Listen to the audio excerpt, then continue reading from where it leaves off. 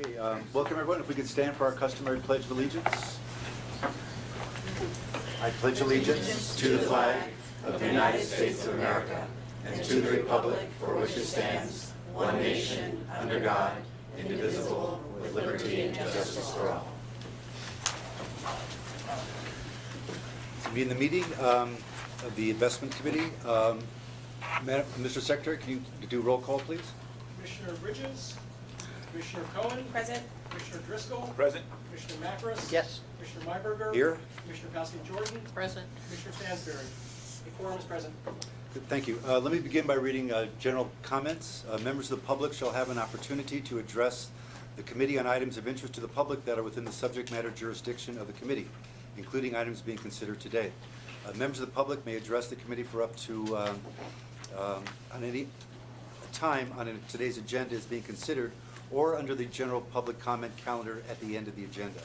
Members of the public who wish to provide a public comment are encouraged to complete a speaker card for each agenda item for which they intend to address the committee and return them to the Commission Secretary, that's Norm in the corner, prior to the consideration of that agenda item. Public meeting, we got rules here, in case you haven't seen that. Action item number 1, review and approval of the minutes of the November 20 Investment Committee meeting. So moved. I'll second that. Any discussion? If not, I'll call for a vote. All in favor signify by saying aye. Aye. Aye. Before we say, any public comment on that? Hearing none. Any opposed? So ordered, the item passes. Next item is what you're all here for, the educational session presentation on QFI, which stands for Qualified Foreign Institutional Investors. Let me tell you what the game plan will be for today. It's a little bit different than we've had before for educational sessions. And since I'm a professor, we'll do it more in the classroom approach as to the staleness of a public meeting, shall we say. What I'd like to do is we'll have, I'll say a few opening comments, then we'll have introductions, and then we'll go through the presentations by our panelists. And then I'll open for public comment at the end of that period if anyone would like to ask questions. Typically, we don't answer questions, but I'll entertain questions since this is an educational session.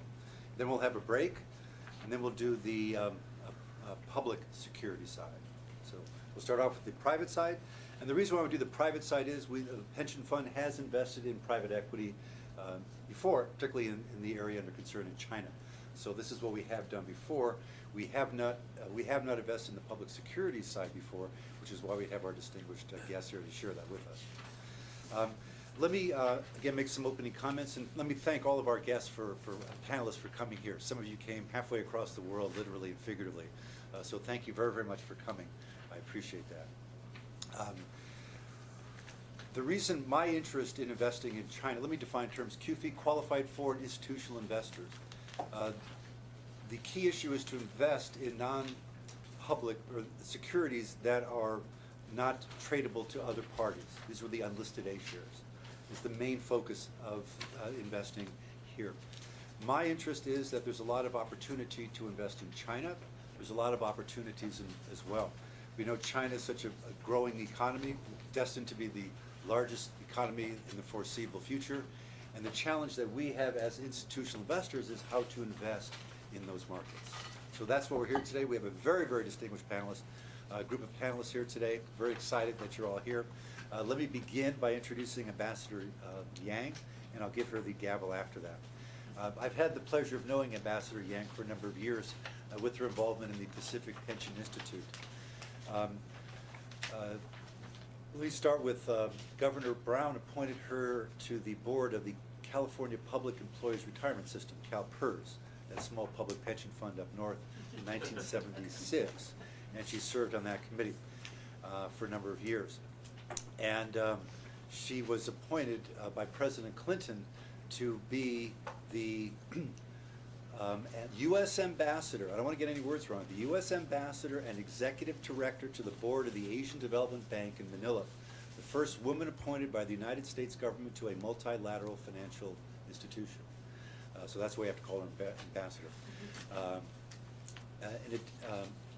Also, she's very involved in corporate governance. I know after she left that role, she's very much involved in corporate governance. and she works for the Asian Corporate Governance Association, based in Hong Kong since 2001. And let me, as a point of personal privilege, let me just say when I first visited China in 2006, Ambassador Yang gave us a nice tour. She was an outside director for the Bank of China, an outside director for the Bank of China.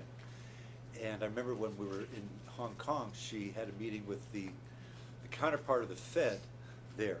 And I remember a charming British chap that had pulled all his hair out by trying to get the Chinese banks to follow traditional system. I'll never forget that meeting, just the frustration written on the Ben Bernanke of China, if you will, Janet Yellen of China. Also, I want to say in terms of her awards that she was appointed as a lifetime member of the Pacific Pension Institute. Only 3 at the time, there's 2 more recently. She shared that with Larry Hull, the founder of the Pacific Pension Institute, and Ambassador Chaz Freeman. And I'm going to tell you one Chaz Freeman story, then I shall let her hold the floor. That when Chaz Freeman was a life member in the Pacific Pension Institute, he told a story. He was translated for Richard Nixon in '72 in China originally, and then was appointed the ambassador to Saudi Arabia during the first Gulf War. He was talking about the emergence of China into a capitalistic society.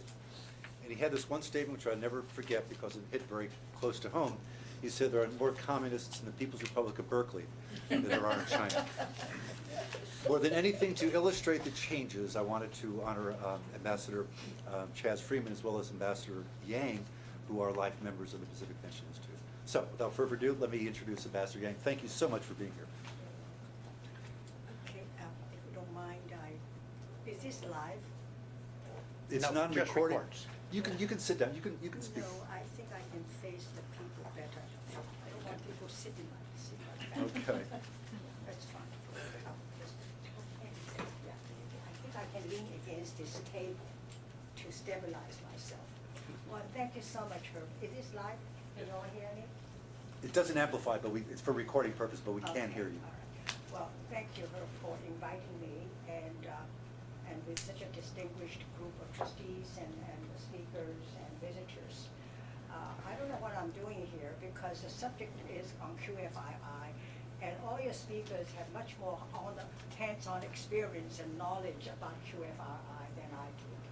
But I think what I would like to do is to give you some help in a sense of provide you some contextual sort of background so that after you listen to all the presentations about QFII, you can sort of interpret their presentations from a variety of perspectives. So that's what I set out to do. I have to say that I think in the last couple of days, you see the New York Times, Financial Times, have lengthy write-ups about China's next step on urbanization. Okay? And which says that by 2020, they are going to move 100 million people from the countryside to the cities. On top of that, they are going to make 100 million of people who are already living in the cities but do not have the legal status as a resident, make them as a part of the legal residents of the cities. That means they can enjoy the education privileges for their children, the medical services, and all the perks of a legal resident. So you're talking about between now 2020, have 200 million people, 2/3 of the population of the United States, to be legal residents in the cities. That's the trouble. And some of my friends said, it's a case only, you just hear the footsteps, you never see the person. In other words, that's just talk. Just talk. So I reminded them of a story of my personal experience. I remember back in 2001, a group of my friends and I happened to be in Beijing, and we had an appointment with then Premier Zhu Yingqi. So we had a 1-hour discussion with him. And I took the opportunity to congratulate him for the successful conclusion of the entry to WTO. And I congratulated him, said, well, after 15 years of hard work, you finally made it. You know what he said to me? That's easy. The hard work is just beginning. The hard work is just beginning. Why? In order to open up, to accelerate the growth of China, we have to open to the global market. And WTO is an integral part of getting a part of the global economy. But do you realize what we have to do? We can see 25 to 30 million of the people will be out of a job. 25 to 30 million people out of job. That's the price we have to pay. But we are going to do it. Okay. Another example. When I was at the Bank of China Hong Kong on the board, one year, I think it was 2009, I was told, because I was the chair of the board committee on strategy and budget. So I was told, well, we need to add some more staff because we're going to set up. The Bank of China Hong Kong is designated by Beijing to be the clearing institution for all outside China's renminbi transactions. Because the government is going to allow four cities to engage their international trade to be settled in renminbi. 4 cities. I said, what a big deal. Why you start with only 4 cities? I mean, it's such a tremendous opening. You should start at least with 40 cities, right? Why 4 cities? And I said, well, and why do you want to ask for a much expansion to set up that facility? We are only having 4 cities. And my colleague sort of laughed and said, Linda, you don't understand. You remember Deng Xiaoping said, when you cross the river, touch every stone? This is an experiment. See what it works. It works well, you expand. If around the way you have some hiccups, you don't do too much damage. And we can make changes along the way. Remember what we want to go ahead quickly and a big scale. You remember the Cultural Revolution. You remember the Great Leap Forward. You remember what it affects if we make one mistake, 1.3 billion people will suffer. Well, so I was convinced that we should start with a much bigger capacity than just serving 4 cities. Well, by 2012, 2013, between 400 to 450 to 500 billion dollars worth of China's foreign trade was settled in renminbi. Another story, back in 2001, the Asian Development Bank had its annual meeting in Chiang Mai, in Thailand. I was there, and it was at that time there was so-called the Chiang Mai Initiative, which was a very modest bilateral arrangement between the Asian central banks to have sort of swap facilities. I'll extend your line maybe $100 million US worth, you extend in your currency, you extend a line for $50 million in my currency. Kind of messy, bilateral, very small scale Chiang Mai Initiative. And I was wondering, worked very hard to get it going. I was wondering why we do that. And then later on I realized that's one of the baby steps toward the day when renminbi could be made an instrument, a currency to settle trade. So you need the various countries, the central banks would have your currency in case they get overthrown. Okay. And finally, there's another example of the kind of thinking. The Bank of China Hong Kong has a wholly owned subsidiary called Nanyang Sangye Yinghao, Nanyang's Commercial. Okay. And the Nanyang Commercial has a number of branches on the mainland. So the committee which I headed said, well, we should make it nationwide rather than just in the southern parts of China. We went to CBRC, yes, but you must set up as a wholly owned subsidiary under our national charter, not your branch. separate capital, subject to separate loan to deposit ratios. Okay. And unless otherwise no go. Now, Bank of China, Hong Kong, 65% owned by Bank of China, still no go. So we had to reorganize to make combined, I think, about 14 branches into a nationally chartered subsidiary in which we own 100%. Okay. And the purpose was that they want to set an example that any foreign, we are considered a foreign bank, want to set up branch operations, if you want to expand, you must set up a national charter and with a national capital ratios and so on. So all these are the little steps that make.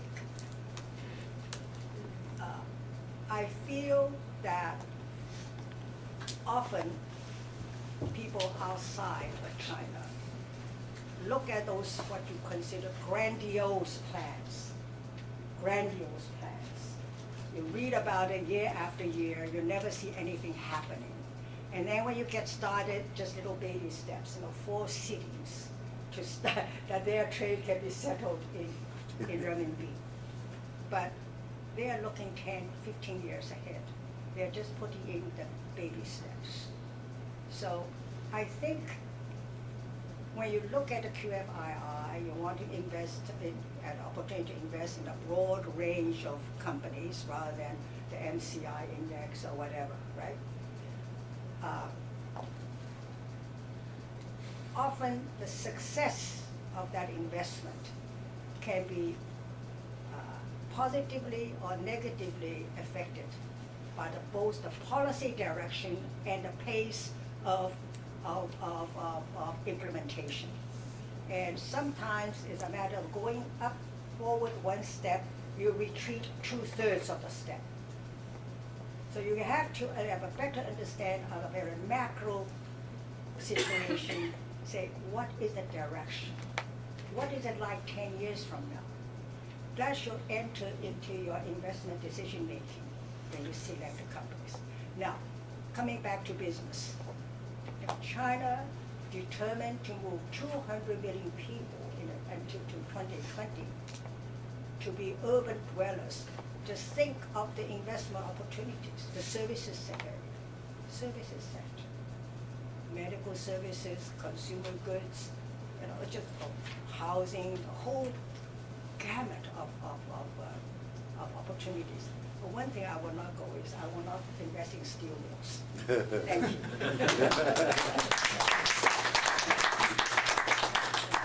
Now, Herb said I have another job. My other job is to introduce the next panel who are in the private equity side. First is Marisa Ma, my good friend and longtime colleague at the Pacific Pension Institute. Melissa is the founder of the Asia Alternatives, which really has done extremely well, has a good track record. And of course, she, in her earlier professional career, she was with McKinsey and Goldman Sachs. And I think are pretty golden references. But her resume is very uncharted. I think we're all okay. The second speaker is Dr. Wu. And I was just telling all this is the first time I met Dr. Wu. And I said, you and I have a lot in common. Because in our earlier career, we were all international public servants. Dr. Wu was the World Bank and IFC, and I was with the Asian Development Bank. So in that sense, I said we were sort of common, souls in common in that respect. And another thing, Dr. Wu has a PhD in mechanical engineering. My late husband was also PhD in mechanical engineering. And so therefore, there's another link there. So it's my pleasure to be able to introduce Dr. Wu. Got his PhD at MIT, worked at World Bank, IFC, and of course had one of the largest private equity firm in China. So without much ado, I'll hand it over to you, Melissa.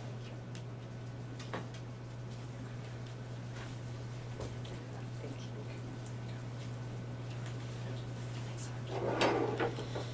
Perfect. Good afternoon. I am Melissa Ma. I'm one of the co-founders of Asia Alternatives. We're an Asia-dedicated private equity fund of funds. Thank you very much for this opportunity. While, as Herb and Ambassador Yang said, we're here today to talk about the public markets in QFI, we're going to start with the private markets. But the reason I think, if I could start first, is we're often asked or challenged this question from our investors about investing in China, public or versus private. And our belief, even though we're private market investors, is it's not an either or, it is a both. And they both underlie a thesis, which is, as institutional investors, the opportunity for us to invest in China is in order to make return. And the reason that that return will exist is because of the need for capital in the private markets. So ultimately, I think what underlies both all the presentations you're going to see today is what's the best way to invest in the private market. So just to give you a sense, the world in China can be divided into two types of companies, what we call SOEs, state-owned enterprises. So these are obviously companies or enterprises that are owned by the Chinese government. And then everything else we call POEs, privately owned enterprises, right? And now, of course, China's history, most of it started as a state-owned enterprises, but we've been going through, about a 2-decade privatization. And today, it's undeniable what is driving the growth of China. It's estimated that last year, about 60% of the GDP growth was driven by the private-owned enterprises. They make up 80% of the jobs. So 80% of the employment today in China is not the state-owned enterprises, but the privately owned enterprises. However, those privately owned enterprises as a group get every year only about 1/3 of the bank credit. Yeah. That's exactly what I said, right? So what we have is a situation in China, which is because of the type of party and communist system we have an incredibly inefficient allocation of capital. The state's capital is being allocated to some of the least productive areas. And so if China continues to grow at that 7+% rate, and we can debate that, and it's being driven by the private sector, capital is needed to fuel that growth. And that is where alternative forms of capital, like private equity or even public equity, comes into play. So I start you with that, which is this is all about how do we find the best opportunities to provide capital to the fastest growing part of China. Just a piece of contrast here. One of the reasons why we, very early on, we've invested in China for 9 years in China funds, much like you have taken the move to do so, is because we believe that you cannot access the full growth and the investment opportunity of this private sector by just doing public equity. So I'll just leave you with one other statistic, which I continue to find staggering. In the Shanghai market, so this is the A-share market, right? This is the main market. There's about 30% of the market cap is privately owned enterprises, and less than 40% is the number of companies. Okay, so even in the stock market today, by dollars and by market share, it's still heavily weighted in state-owned enterprises. So with that, let me first just give you a feel for why I've dedicated my career and life to private equity and what it looks like. So here I'm showing you for the last 5 years, this is the private equity market in China. So, it's been about recently about a 20, let's call it 25 to about $35 billion market. And the two yellow boxes there, growth, expansion, capital, and pipe financing, this is the dominant part of the market. So throughout, if you look at kind of the averages, about 75 or 80% of the investments really go through growth capital. So we're still talking about, this is not a large mega buyout market. It's very different from the United States. It is predominantly still here growth capital. And Is that page inside the presentation? it's this presentation. Yes. Are you finding it? You guys have it? I don't think Wendy has stuff. Maybe from this end. Oh, Herb has it. Okay, you can have mine. No, She's fine. You got it. Okay. And Dr. Wu is going to, you've got no better person here to talk about the growth capital markets and examples than Dr. Wu, so I'll let him talk about what that looks like. Now, I'm going to fast forward. So, structurally, why I'm here today to talk about the RMB and the QFLP is because the private equity market in China can basically be broken down into two parts: a US dollar market and an RMB market, right? So investors like yourselves and ourselves, the RMB is not a convertible currency. So until recently, all of our commitments that you and us make into China private equity funds is in US dollars. And then when managers like Dr. Wu want to make investments in Chinese local companies, they have to go through what's called the SAFE, the State Administration of Foreign Exchange, in which to convert that money from US dollars into RMB, okay? In order to do it legally in, so we can make sure we get it legally out. So just so you know, that is a concern, that has never been an issue for us getting our money out of China, right? However, there's also the RMB market, right, which is, it's, you know, in my mind, it's kind of like doing private equity in the United States with Canadian dollars, right? It just doesn't make sense. Over time, it is basically a local currency market. So for the longest time, and for, you know, the US dollar market, which is denoted by this light blue, okay, if I can do the pointer, the light blue, okay, and then the dark blue is the RMB market. So on this side, you have the number of deals that have been done, and this side is actually the dollars, okay? But what you the key takeaway here is you start here, right, in 2010, and you start here. By both the number of deals as well as the dollars invested is when you can see where the RMB market has essentially overtaken that of the US dollar market, right? And that was really the phenomenon that we, at Age Alternatives, were seeing in terms of a continued importance of the RMB funds and the RMB market in the investing, right? And inevitably, over time, we believe that this trend would continue. So we started an effort, along with a number of our private equity colleagues, to engage the regulators, particularly in Shanghai, in a dialogue about, you know, that there should be a way, and over time it was important for the development of the local private equity market to have foreign investors have a role, to have an ability to play in this RMB market, right? And so what came about this is the birth of what's called the QFLP. QFLP stands for Qualified Foreign Limited Partner, okay? This is basically modeled after the QFI program, which is what you'll hear mostly about today, the Qualified Foreign Institutional Investor Program, which has been around for well over a decade, and it's a license and quota-based program by which foreign investors can convert in US dollars into RMB and invest in the domestic public markets. So the Shanghai government ran the first pilot program with a launch in January of 2011 to see if we would be able to use this the QFI program, and see if there's a way that we could use that model for the private equity program. So the first quota, $3 billion, was introduced in January of 2011. The quota now, that first set of quota is now fully allocated. There have been 26 licenses that have been granted since that time, and that initial wave of licenses for this quota is now closed. 25 of those licenses went to what I call GPs, or fund managers. A number of them are foreign GPs, names I'm sure many of you recognize, Carlyle, Blackstone, TBG, etc. And a number of them were also Chinese GPs, right? So some of these names you may or may not recognize. And we were very fortunate that they decided that this is primarily a program for GPs, for fund managers, but they also wanted a guinea pig to see if it would work on the LP community. So Age Alternatives was fortunate that we were able to get one of those licenses. So since 2012, we've had $150 million quota, which means that we take we call US dollars from our investors, and we can convert it onshore automatically into RMB to invest in qualified RMB investments without having to go through this currency exchange process. The safe. The safe process, absolutely, right. And so what Herb asked me to do today is, while this is an early program, is really just to talk about what our early experience has been. And so I just wanted to share a couple of thoughts with you. So, you know, being the first LP that's being able to convert US dollars and RMB really gave us a unique window into being able to access both RMB investments as well as RMB direct deals, or what we call direct co-investments.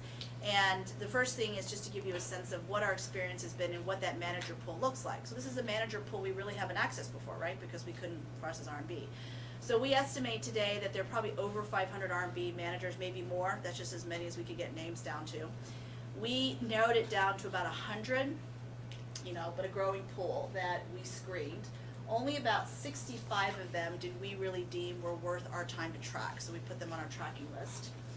23 of them are ones that we put on our target list and actually today have an actual ongoing dialogue.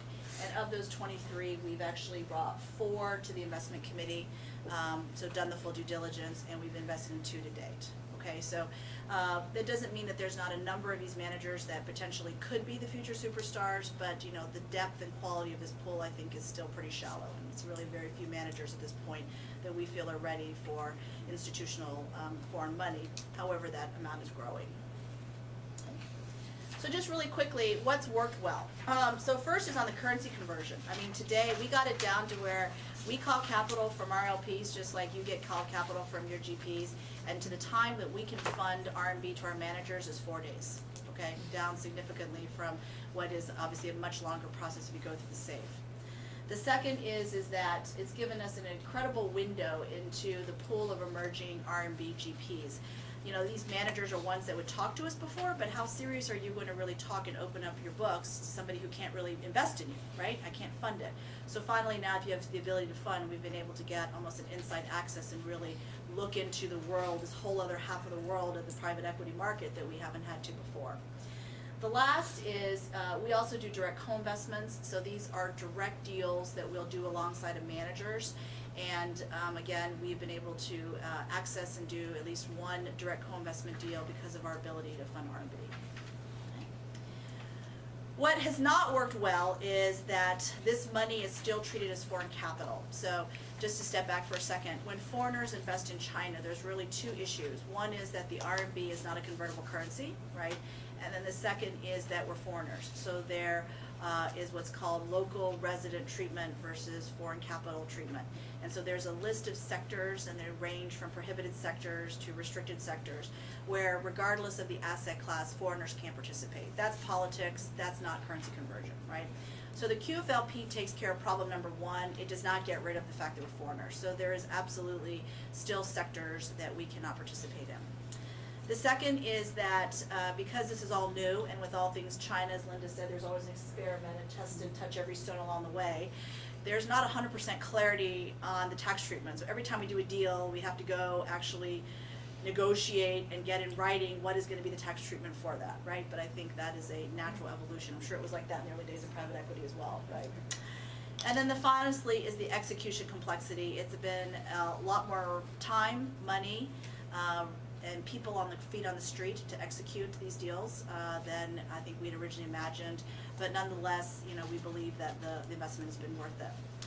So let me just leave you with our thoughts before I turn over to Dr. Wu on where this is going. I mean, ultimately, at the end of the day, to me, the path is very clear, right? We are on a path to full convertibility and a floating exchange rate, right? It won't be overnight. You know, who knows if it's going to be 5 or upwards of 10 years. And so the currency barrier to private equity investing is continuing to come down, and it is allowing us to have wider access to domestic deals. And really it's those that are however, is that, as you know, with private equity, a lot of it is about early relationships, and you've benefited from having been early with some early managers. So the question is really, do you believe that those that are well prepared and willing to move into this market could potentially have an early mover advantage? You don't necessarily want to wait until the currency becomes fully convertible. At that point, the relationships may be too baked. Okay. So thank you very much. And I'll turn over to Dr. Yeah. Thank you, Melissa, and Dr. Wu, please. All right. I'll get your presentation. Yeah, I can get it. I have a question. Uh-huh. What sectors are you prohibited to invest in? There's a whole list. Okay, actually, I'm sorry. I thought I could do it. My tech skills are not strong enough. There is, and Dr. Wu, you can help me here, there is actually a published list by the government, and in fact, they republished that list about 2 years ago, and a lot of the sectors, and so there's a lot fewer sectors today that foreigners are restricted from. But Wendy, it tends to be things that you could understand that a communist government might be sensitive to, right? Military, certain parts of infrastructure, certain parts of media, propaganda, right? Defense, right? I think the normal restriction were, there are 3 categories encouraged, which are essentially all the open competitive industries. Then there is a prohibited, it's like the military and some of the natural resources. Then there is sort of a restricted, needs approval, that more relating to financial services and some of the services. But those are opening up. And the US-China now engaging negotiation from this positive approval list to the negative list. The negative list essentially will tell me what you cannot we cannot invest. The rest is open. So I think that process is ongoing. I think they made a statement when our new president met President Obama in that California resort. We're saying we're going to endorse the negative approach. So that's going to be much, much more open in investment environment, I hope, in the next couple of years. But right now, it was a long list, but the list will shrink. Okay, good afternoon. Melissa gave a general picture of a private equity. I was talking about our own experience and my own view of what specifically an investment in the private market look like. Hopefully give you some intuitive feel of the business.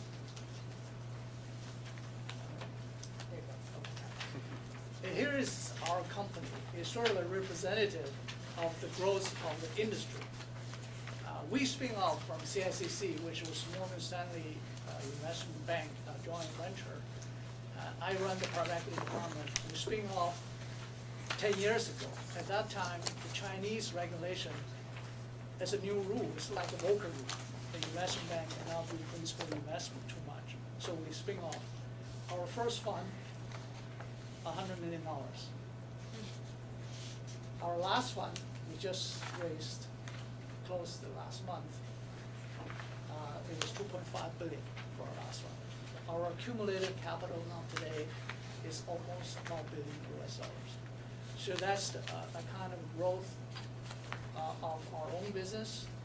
It sort of reflect certain growth of the industry. We're from a very small $100 million fund to $2.5 billion fund.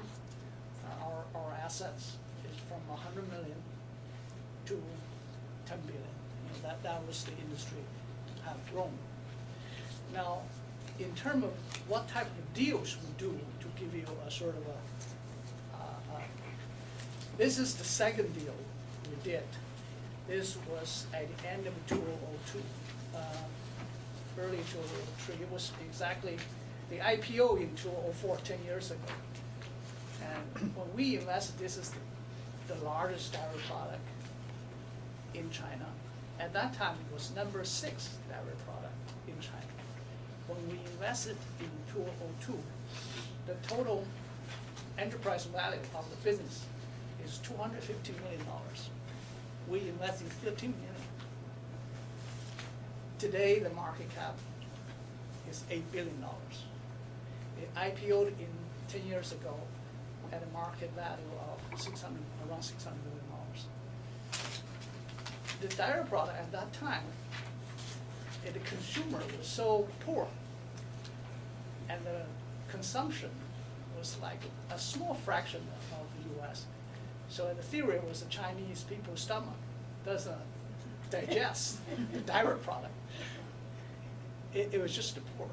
As the per capita income increases during the last 20 years of reform, the consumer consumption power has compounded growth. If you look at the compound growth of this company, is kind of representative of many Chinese consumer goods. I was talking about this because I think this is the two most important driving force in investment in China. One is consumer power increase, economic growth, and the purchasing power increase of that huge population. All of our investment thesis, that's one shop's view, has very little to do with China as a global cheap production. It's all about Chinese consumers. And that was the main one. The other was economic reform and releasing that distortion imposed by the old system. And that gives you a different risk reward. If only this, the theory would say, the price will reflect. But if you have the distortion and understand how that distortion is released, and then you actually investing at a point, give you a favorable risk reward. If you can spot those changes, you get higher return. So there are two things. So this pretty much demonstrates the growth of a company from our investing then at the $200 million when we get out, at about $5 billion. Now it continues to grow. Now this is a deal we did last year. This is a famous deal that a port company that we invest, we own about a third, which is the International. It acquired and merged with Smithfield. It's a $7 billion transaction that created about IPO, maybe $20 billion market cap. Now, I want to show two numbers to give you a sense of the importance of the Chinese consumer market and how it can help the US business to grow and export and to keep the jobs here. Here is the size of the port market. China is 5 times. For Smithfield, this is important if you want to stay number 1. Now here is another number.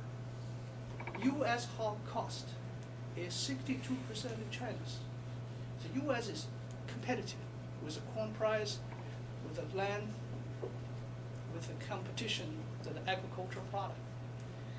So the merger of the two, it creates a huge synergy and an immediate recognition by the public market.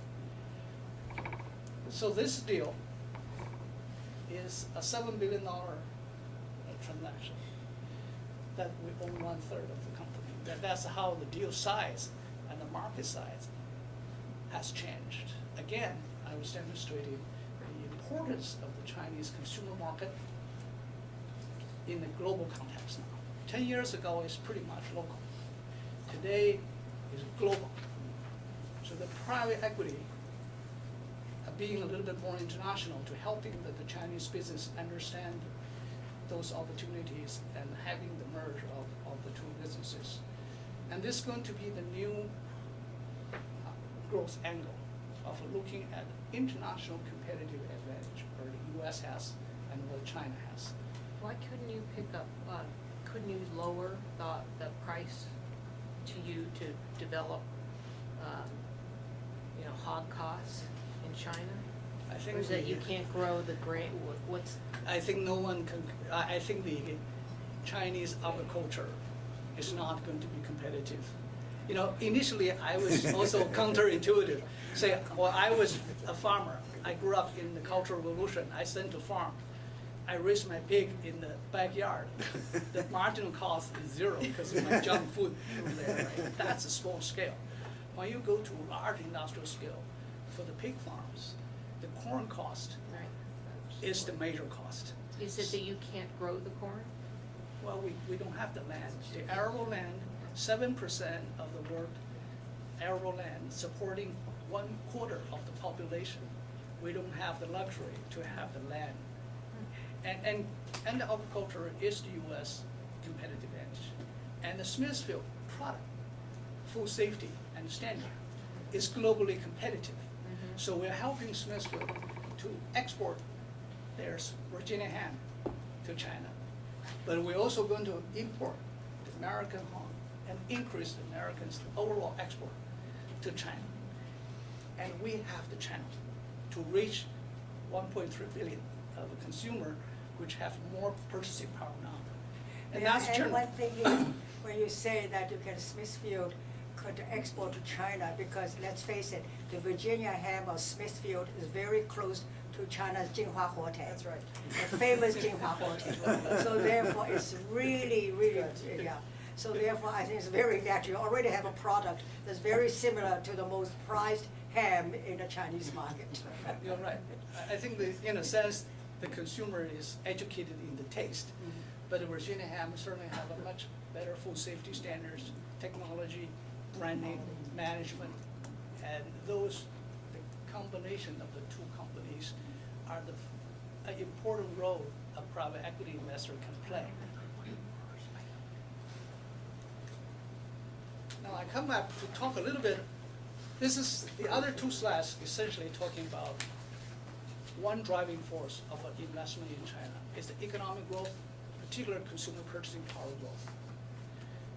I talk a little bit on the other side of the importance of investing in China is to understand the economic reform and the energy released to give you the risk reward ratio that is different from pure,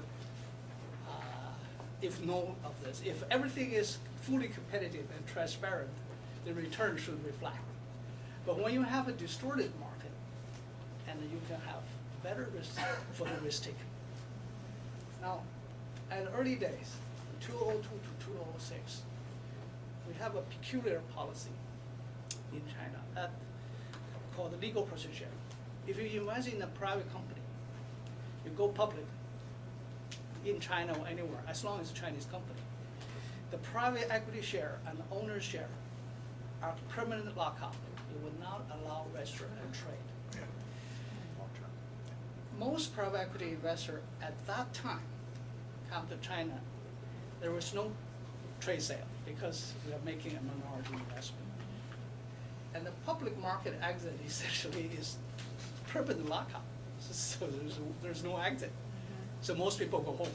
That's why we only raised 100 million in total. But then we figured out a way to restructure the business offshore and then put the Chinese asset underneath offshore. Then the Cayman law apply.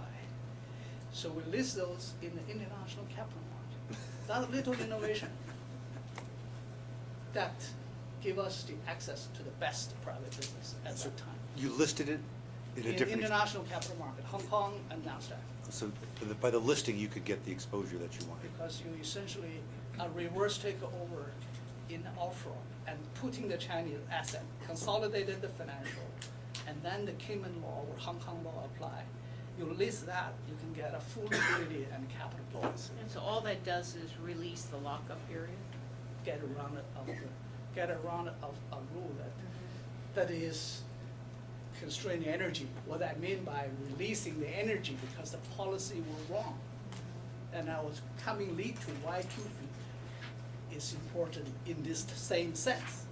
The private equity, today if you look at the private equity market, the manager managing bigger asset than the public, that's wrong. The public side is much bigger. It's because the access, now why it is coming to so big. So this is the time, if you look at our early funds, 5 times to 10 times return. It's because of this policy was wrong. And then you figure out a way to be right before they release it. So by the end of 06, early 07, they gradually opened, allow the legal person share to register and trade. So that's releasing, making that distortion disappear. But the return also should reflect. After that, the private equity return would be something like a normal 25% IRR. But early funds, it's like 100, a 3-digit IRR. So when people in China is where you predominantly raise that money, or did you raise it outside? Outside. So- Predominantly, if Melissa has shown, there is money inside, but that's the whole market. If you look at those funds raised, the size of the fund is a fraction of the dollar fund. We raised $2.5 billion, but no prior RMB fund will come to a fraction of that. So $250 million RMB fund is a pretty large fund. Because of the institutional investor is not there, there is no tax treatment like 401k. So the institution has not been able to raise that money to place. So it's like the rich individual are the core constituency of the LPs. So it's different dynamic. So why would they put money in something they couldn't get out of? Until you created the Cayman, you couldn't get out of it, so how did you? That changed.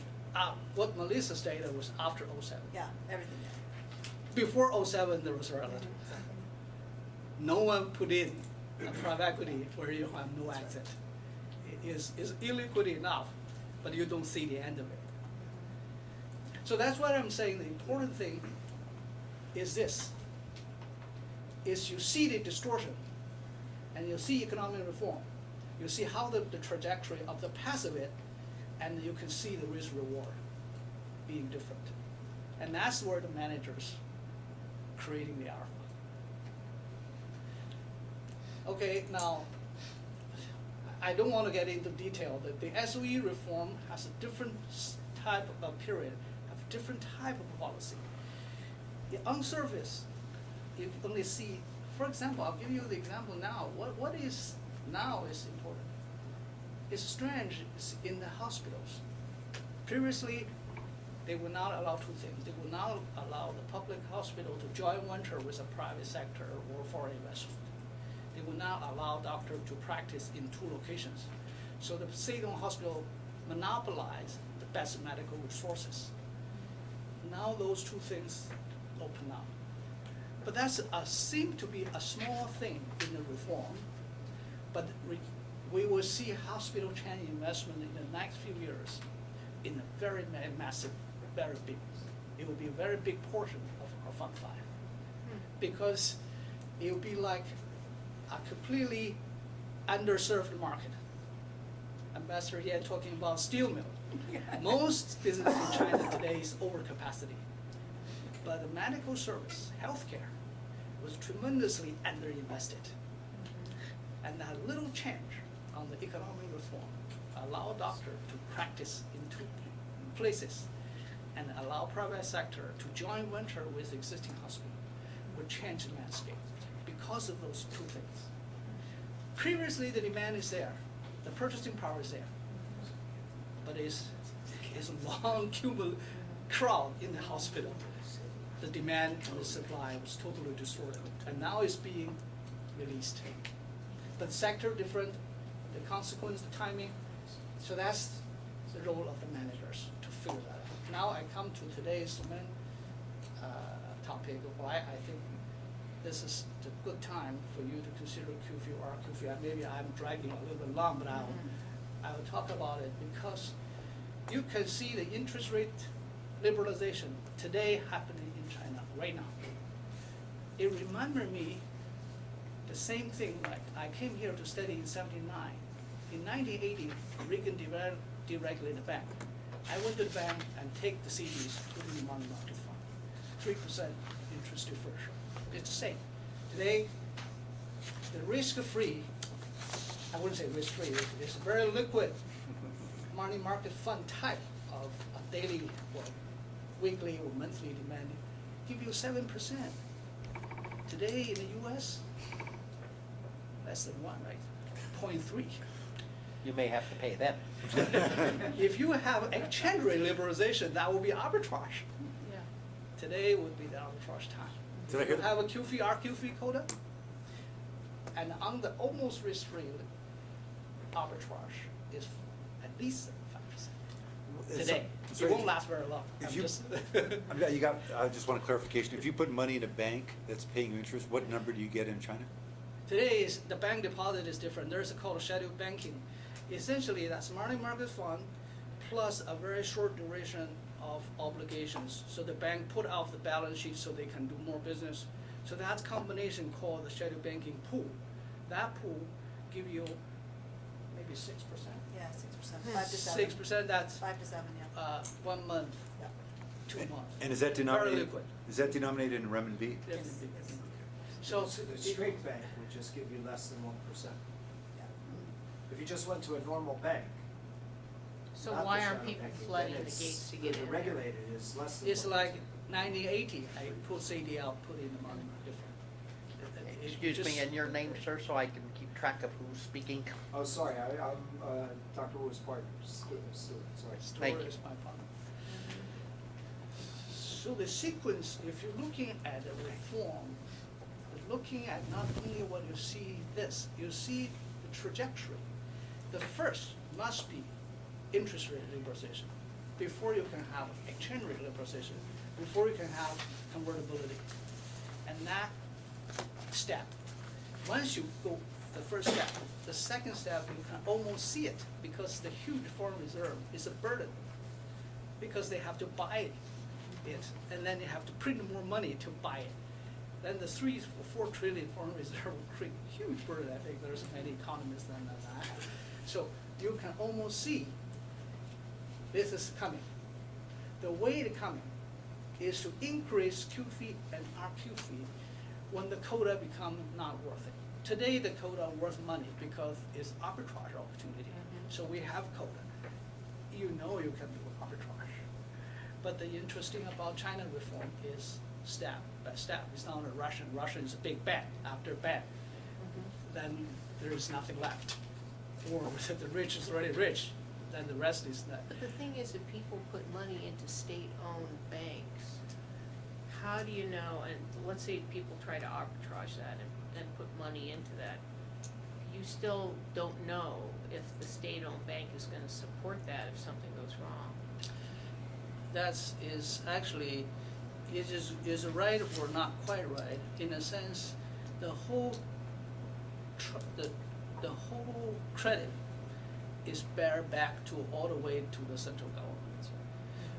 You mean, essentially in the US, you're gonna ask you, is the treasury still worth the money, the rest of credit? In China, you ask all the banks, essentially the large banks, is the final treasury, the China treasury, still worth it? If the answer is yes, that's the risk, practical risk you are taking. But when they pulled back in the market, they had that one time when they didn't give liquidity to the banks. That worried the entire market, the entire world, that they weren't, I mean, that was their way to pull back on liquidity, but it also made people say, you know, what if they did that to our money market fund if we had money in it? That means they're going to suicide themselves, right, if they do that. Yeah. So I think the whole basic assumption is that's not right. You get a $4 trillion as the foreign reserve. You have all the assets essentially owned by the government with all of that credit risk and the potential to printing money. I think that risk is low for 3-month CDs. I think Dr. Wu is absolutely correct. The 5 largest banks, they have 70% of the market. They are all state, have majority owned by the state, including Bank of China. Okay. When the incident you mentioned back last year, all of a sudden they tightened the liquidity. It only hurt the medium-sized banks. And when they later on, they thought that message was loud and clear, they asked ICBC, the largest bank, to fund liquidity into the market to calm people down. So it is government engineered, it's not as because of the real economy is producing that kind of liquidity trench. So what the government gives, the government can take back. Okay. And one thing about being a authoritarian regime is that when they decide to do something, they did it, whether for better or for worse. But sometimes it's for worse. A lot of times they are very decisive. The message is loud and clear, don't do it again. So I think if I may talk about interest rate liberalization. Back in November, again at an occasion in Beijing, and we had a meeting with Governor Zhou Xiaochuan, the governor of the Central Bank, People's Bank. And he was telling us he was very confident in a couple of years, you will see very important interest rate liberalization. He would encourage private sector to set up banks without any state involvement. So I told him, I said, well, I happen to have experience in regulating the savings loan in the state of California years ago. And what happened is the banks, the savings loans were allowed to get money wholesale rather than retail. A phone call to JP Morgan, I need $50 million, I'm willing to pay 1/8% more, bam, the money came. The money was so easy to come, they begin to lend to golf course developing, all of that, which was one of the reasons why the savings loan collapsed so miserably back in the 80s. So I said, you do that, you will find within 5 years, you will have a lot of messy closures on your hands, okay? And also, the interest rates will be so jacked up on the lending side, you also have a messy hand. So you must have deposit insurance in place so that at least the little people will be protected. And he assured me, he said, yes, we've been talking to FDIC about how to do it, what lessons to be learned. So I think within the next couple of years, you will find substantial interest rate liberalization, but at the same time with the FDIC type of insurance scheme in there. And when that is in place, you will find there will be sufficient private sector competition against the state-owned banks, and also diminish this shadow banking business, because people didn't, we are competing for good loans and so on, will be less pressure to go to the shadow banking, because you don't have the controls over deposits nor on the lending side. So this is, again, I can see, say, 3-5 years from now, you will see a very different picture on that shadow banking side. If you could go ahead and finish. If I may You wanna just move on? conclude my presentation, I would say that if you look at it slightly in the middle term or the long term, we will see a much more open mainstream investment, equity as well as fixed income, through the, into the Chinese. This is the second largest economy that's going to be growing, and that's important in terms of your asset allocation. Secondly, I do think in the interim, this period of open up and releasing these constraints, the risk reward through sophisticated management probably should be even better. And that's my view of this background of looking at what happened in private equity. I anticipated for the public equity and the fixed income would be the time to seriously look at it. Thank you. Thank you very much for your presentation. Thank you. Let me open it for questions. Commissioner Driscoll? Dr. Wu, you raised the issue of purchasing power parity twice when you were talking about the pigs and when you were talking about medical care. That's one, too. You said people who are interested in investing should not be concerned if the government decides to start printing a lot of money, which has a different effect on currency. So I'm just trying to understand how significant is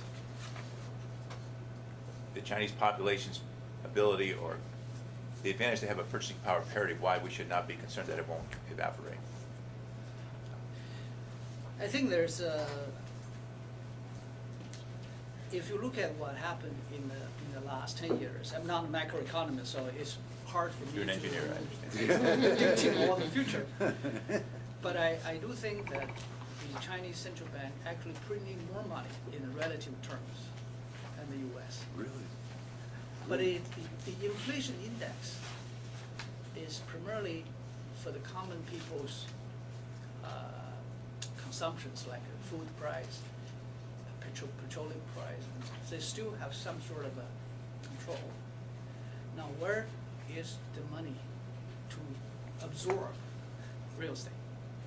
So if you look at the house price, the Beijing house is more expensive than Bay Area houses. Bay Area houses are already very expensive, right? If you look at the absolute quality of what you buy, there's certainly some cost. Young people, feeling they have a hard time to buying a house. Therefore, they have some administrative matters.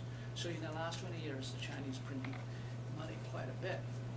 But then the foreign reserve is another big demand for them to print the local currency and to buy the foreign exchange. Therefore, there is a pressure to releasing this burden, to liberalize the exchange control, to let the money to flow out, rather just by U.S. treasuries as equity investment and other investment outside China. And China has been an exporter of capital in a very odd way. So was the we are government's getting decision. the international capital into China. The China is actually buying U.S. Treasury. So this is very, so I think if you, my comment of, to response to the risk is the last resort is to print new money, rather than saying they should print money. I would say that's because of the huge foreign reserve, because of the asset in their hand, the probability of getting there is low. But we need the deposit insurance, we need many other ways in order to, you have to allow bank to fail. If you allow bank to fail, you must have other things. So that comment was more of my argument in saying the risk is very low, probability is so low, and even in that situation, they can still printing the money to go over the hump. So I would say that our banking system is always not that healthy, but it's not having the kind of risk that you see too away. Thank you. Herb, Leon, you yeah, said please. you want me to ask each of them a question, right? Or we can ask, let's ask the board members first, since I Okay, recognize the sure. board members. Leona, did you have any questions? I do. Go ahead then, Liz. Go Yeah, ahead. well, I want to ask Dr. Wu and Melissa each one question. You know, often, I think Dr. Wu, your fund is among the very few who has a 10-year experience track record. One of the, when people ask me about choosing fund managers in China, I said, the problem is there are very few who have any length of track record. They're all too new. So yours is more than 10 years and one of the few. I think people from outside, they say a pension fund, they are very keen about to protecting their reputation risk. They don't want to have one of the companies in which they invest some money and turn out some serious non-compliance, whether the quality or labor practices and so on. So with your 10-year experience in that, how you go about compliance, make sure that investee companies do really implement best practices in governance, in quality control, in labor relations, all of those things that investors such as San Francisco and CalPERS really cannot afford to have suffered that kind of reputation risk. That's for Melissa. You said you sort of screen about 100 of them, you come up 1 or 2, which is about half of the cost, you know, that last year. With your experience, would you name, say, 2 or 3 factors that you use to distinguish those 2 or 3 that you really feel would merit your serious consideration against the other 95, 97 that you feel that should be pushed up? So. Yeah, I think that's a very, very good question. Is something that we struggle to making sure we stand at the highest standard, because we have served 100 LPs, many of the U.S. pension funds, you mentioned sovereign wealth funds. They put reputation way ahead of anything else. I think at the beginning, 10 years ago, I would say that the question about the honesty, even the accuracy of the accounts, are very predominant worry of the investors. Our strategy at that time has it is relatively unproven enterprises. At that time, with even the largest ever product, the market value was only 200 million, small. So we have to say, let's get the first group, are the leading ones. They are already making enough comfort. The intention to cheat is less. The intention to become a leader in the industry, a figure of the public industrialist, is strong in the entrepreneurs. So that's aligned our interest 10 years ago. It was very important. At that time, it was very little. The system is not there. You can't put the system in a day.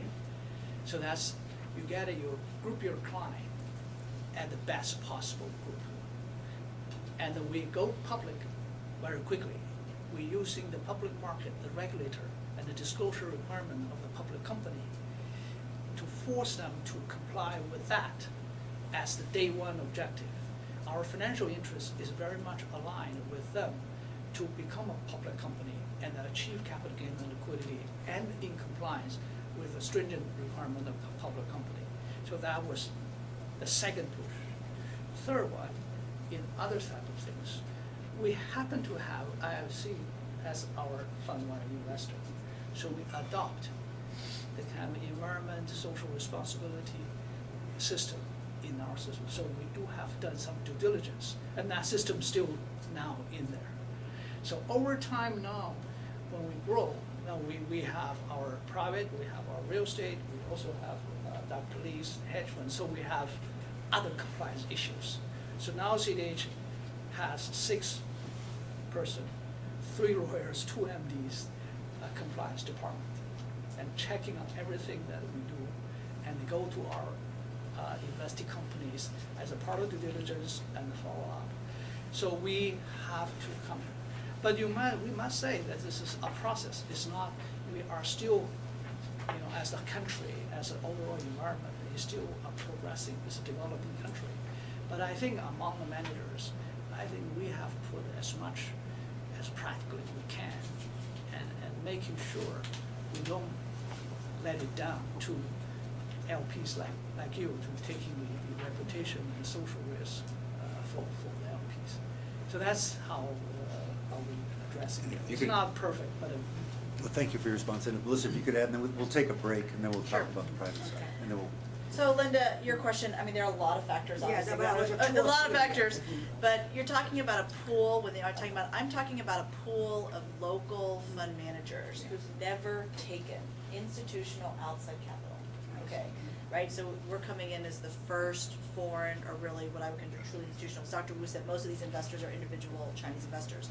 So you start with, so I think the first thing, obviously, the screen is a track record, right? You start with track record, the raw numbers. But it's not just the numbers, you have to look at what's the source of value, what created that track record, right? And I often, we teach our young associates that coming in, private equity is very simple. There's only 3 ways you make money in private equity, right? 3 sources of value. Earnings growth, multiple expansion, and leverage. And the professor is nodding, okay? Leverage is not a factor, don't have leverage, leverage is not widely used, okay? When you look at a lot of these managers, most of the value creation was through earnings, not through earnings growth, but through multiple expansion. And you say, well, what is your competitive advantage? Well, many of them actually got rich because a rising tide lifts all boats, right? So if you're investing at 10 or 15, stock market is trading at 20, 30, right? Everybody's gonna get rich. That to me is not a sustainable competitive advantage, certainly where we just came from. That gets knocked out, even though they might have great numbers. So then you get it down to the few that have great track records and you think they actually have a sustainable source of value. Then it ties back to what Dr. Wu was talking about. The second screen where a lot of managers got screened out at phenomenal numbers is institutionalization, okay? I represent, the largest piece of my money comes from public pension money, right? And I'm an institutional investor myself. We cannot afford the headline risk. So if there's not a minimum level, I feel like, of institutionalization where I can feel like the fiduciary responsibility, is there, then that is just not a risk I'm willing to take despite good numbers. thank you. And if not, I'll open it to any other questions. Leona, did you have any questions? I did, and No, actually she just answered one, so first of all, thank you for sharing with us today. It's very interesting. And my first question was going to be on source of value and leverage, and you just answered that, so we'll keep moving. Oh, yeah. And you talked a little bit about headline risk, but let's, during your presentation, you talked about execution and complexity, and that worries me a little bit because what's the status of that now, given where you are in the marketplace? Because my understanding in China that Yeah. execution's been a major problem in the public sector as well as the private sector. Yeah, so the execution that I was talking about was the execution of this QFLP That's right. license. And I think it was complex because one, the QFLP program is new, and the second is that we're sitting by ourselves as the only LP, right? Everybody So- else is a GP, Right. right?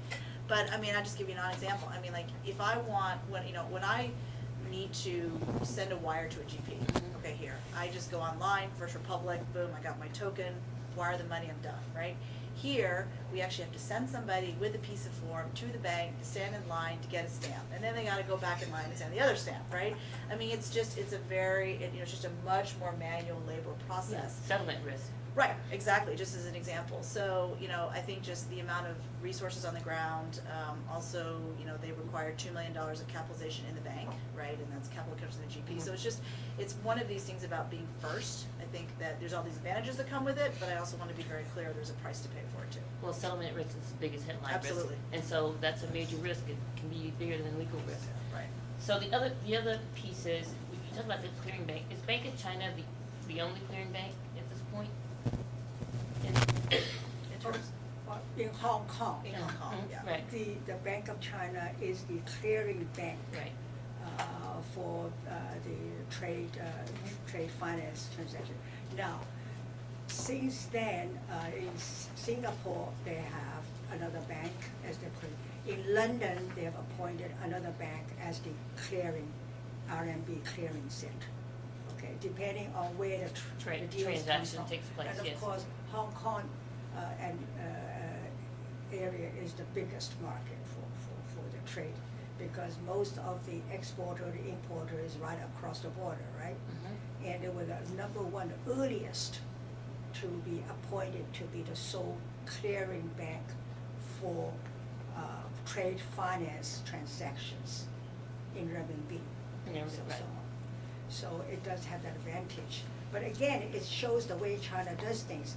You have a certain region, you appoint one bank to do the clearing. As you learn from that experience, then okay, London, okay, you get another bank. Singapore, you get another bank to deal with it, to expand the sphere where you operate. Right, because they You see. had many problems years ago with the last few years of their settlements. That's why I asked if they were the Yeah, only that's right. clearing bank. Yeah. And they had, in terms of risk of in the marketplace, they probably had the highest fail ratio, Yeah. other than London and Yeah. Singapore. Yeah, so it is a matter of this sort of, touching every stone as you cross a river. Is you start with Hong Kong. Okay, start. You appoint one bank to be the central Right. clearing. And then as you learn, you refine the process, you go to London, you go to Singapore, Makes sense. you know, so that's the way you expand. So as a result, within a few years, I mean, $450 to $500 billion worth of China's Yes. international trade was settled in renminbi, starting with 4 cities in China. Mhm. Okay. You learn as you go along.